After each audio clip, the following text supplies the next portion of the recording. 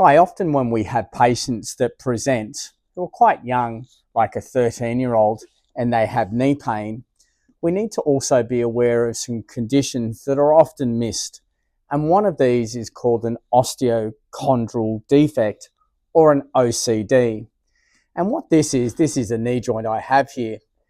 Especially in the younger athlete, their cartilage, which is the covering on the ends of the bone. Remember, in the knee, we have, this is the top bone, the bottom bone here. I'll move the kneecap out of the way. We've got the meniscus, which is the blue thing here, which is a rubber type of substance. But the ends of the bone have articular cartilage. It's a little bit like the Teflon coating on a fry pan. It's quite thin. It's probably only about 3 to 4 mil thick. And the cartilage covers and protects the bone. What we need to realize is sometimes in the younger athlete, like the 13-year-old, if they present with knee pain, they can sometimes have part of the cartilage that actually comes off. And if we look at a picture here, this is just a picture from the internet, and we can see this is the end of the bone. I'm showing you the end of the bone here. And you can see on this part here, there's a little bit of a defect or a cartilage defect that comes off. And we term that an osteochondral defect. It doesn't tend to happen in adults very much, but children it does, and quite common in the 13-year-old. Again, we might have a 13-year-old that starts getting quite a bit of pain on the inside of their knee through this area. They may have not been doing much activity. It can just come on spontaneously, or it could have come on from an injury.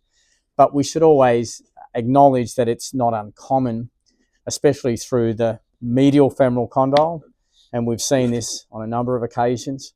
Or sometimes it can also happen behind the kneecap, behind here, or that the surface that the kneecap sits on, the trochlear groove, and it can present with pain, swelling, and often the kids will talk about a difficulty actually doing activity.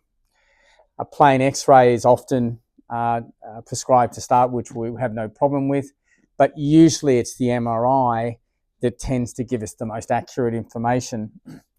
And so, and again, in summary, to start with, children who have swelling within the knee, who are 13, 14 years of age, they also have pain and so forth. We need to acknowledge that an osteochondral defect, especially in those two places, medial femoral condyle and also behind the kneecap, either on the retropatellar surface or the opposing bone, we need to acknowledge this is something that could be present. An MRI is actually probably one of the most useful tests to do with them. Because initially, if we find that they do have this osteochondral defect, it's quite important that we identify it early. Because if it's an undisplaced osteochondral defect, so it hasn't come off, but it's about to come off, then we need to modify what they're doing. So we know that these can take 3 months to heal. And so what we end up doing is we'll get them to stay away from their activity. We'll get them to go onto a strengthening program. Things like stationary bike, the cyclical loading can be quite useful for these. But again, we're going to be careful about deep squats and lunges while we let that defect actually heal, and hopefully it heals and sticks back on. Again, it's interesting, these OCDs or osteochondral defects can happen not due to injury, but can just be spontaneous. And again, quite common in that 12 to 13-year-old age group. So initially we want to see from the MRI, if it's non-displaced, great, we pull them back from activity. It may take 3 months. Sometimes I might even have to put them into one of those big knee braces. Not that I'm keen on doing that, but it may stop them from running and jumping at lunchtime while we allow this to settle, because again, 12, 13-year-olds, it's hard to monitor. So we get them to start a strengthening program. We get them to start stationary bike. And again, we're probably not going to put them on a course of anti-inflammatory, but we also realize it could take them 3 months. That's the non-displaced type of osteochondral defect. But a displaced one where the piece has actually come off and it's now somewhere in the joint, so there's a fragment in the joint, The treatment choice for this is not to stick it back on. And often there's this feeling, oh, we need to try and stick the thing back on, and that's, it's great because we'll then cover the spot. Unfortunately, that doesn't really work. And so trying to stick these on is not what is generally recommended from an operative perspective. An arthroscope is required. Take it out of the joint. They may do a minor chondroplasty over it, meaning that they'll smooth the cartilage just around it with a little cutter. In larger defect areas or what have you, the surgeon may also feel that a microfracture could be useful, where they just puncture a few little holes into that area, which will help a little bit of bleeding, and you might get a bit of fibrocartilage covering of that area. Can also be something that's useful. Bear in mind, if they do happen to do the microfracture on the weight-bearing surface, the kid will be non-weight-bearing for at least 4 weeks. They can be doing things like bike, non-weight-bearing exercise, but they will be non-weight-bearing.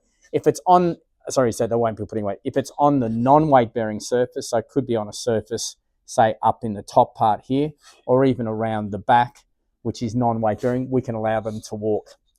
If they've got a chondral defect behind the kneecap, we can do full weight-bearing after the surgery. If they've had to microfracture this or microfracture behind the kneecap, unfortunately, we can actually have them fully weight-bearing, but onto the stationary bike. So the take-home message from treatment of osteochondral defect, if it's non-displaced, and I've seen it here many times in Singapore, where they've tried to stick it back on and screw it or glue it, they come loose every single time. We're much better in just removing it and smoothing around the area. There's also different operative approaches. There's a technique called OATS, and this technique is an osteochondral autograft transfer, where they may take some cartilage from somewhere else and try and stick it on here or grow some cartilage. And again, it doesn't seem to work super well.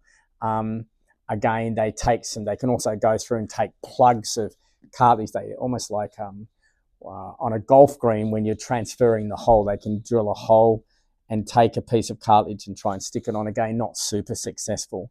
So again, the treatment course generally for these is to take that piece of cartilage out, smooth around the area, and they may then do a microfracture. So that's how we generally tend to treat these. I think the important part to realize with osteochondral defects, and we were talking about certainly a patient who, a 13-year-old that comes in, especially with medial joint line pain and swelling, we need to do an MRI and get a definitive diagnosis to start with, and then we can actually work out how to treat them. And the second sort of big take-home message with these is to be careful about operative approaches where they want to try and stick it back on, but identify the problem first, get a good diagnosis, non-displaced, go through and do a structured physiotherapy program for at least 2 to 3 months before, and allow this then to heal. And if it's a displaced osteochondral defect, then we know that probably taking it out, not trying to stick it back on, is the treatment course that's of best practice. Thanks very much, and happy exercising.